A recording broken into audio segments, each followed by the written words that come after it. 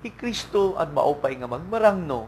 The Lord is a good shepherd because He will always try to give time for us. He will always try to give chance for all of us.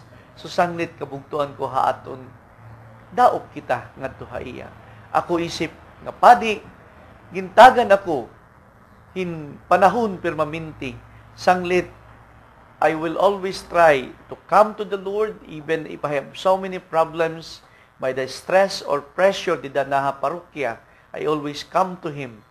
Ang ikatulo kabugtuan ko, hi Kristo magmaupay nga magmarangno kay andam hiya paghalad haniya kinabuhi. You know what? Dinhi gipakita haaton nagpakamatay sa cross, no? Ang gipakita didto pa lang nga naglabay nga mga Domingo kung diin hi Kristo ginhalad aniya kinabuhi. Ug iya ini nga paghalad para haaton para kita makadto ka iya, para kita tungod niya gugma ginhalad haaton para kita mahangadto ha ginhadian ha langit. Amo ito kabugtuan ko, tutulo ka punto nga hi Kristo magmaupay nga magmarangno kay naghatag hiyahin panahon para haaton.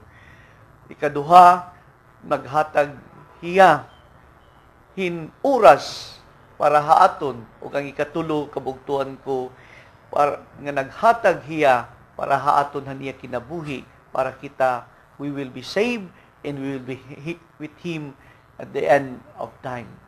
To end of everything with this one, I remember then an old story of a man nga iya ginraog-raog inin iya asawa.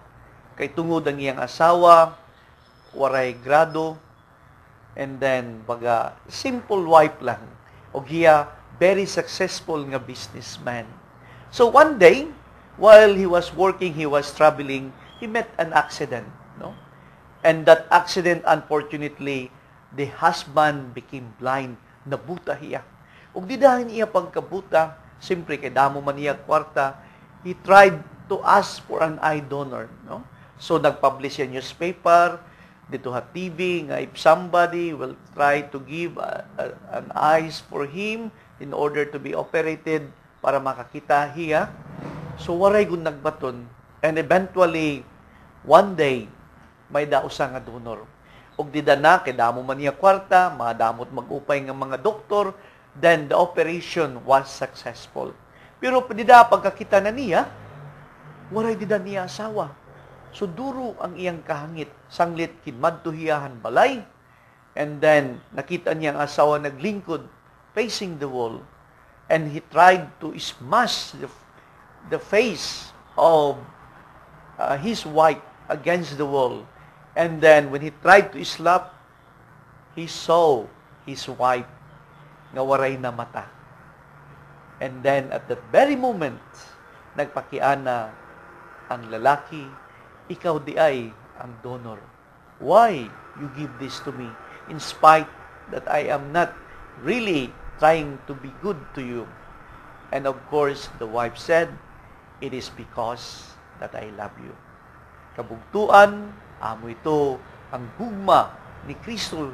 Sugad-sugad ito, duro pa ang iyang paghatag aton sanglit. Daw kita, ngadto kaniya, kay Kristo, ang maupay nga magmarangno.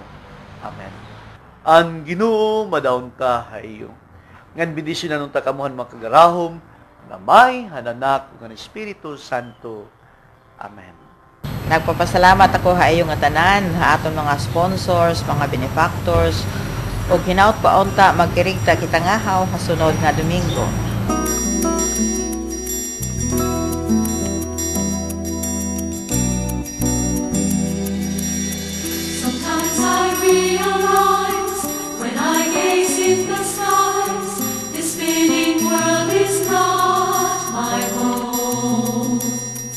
A place of mystery, a land of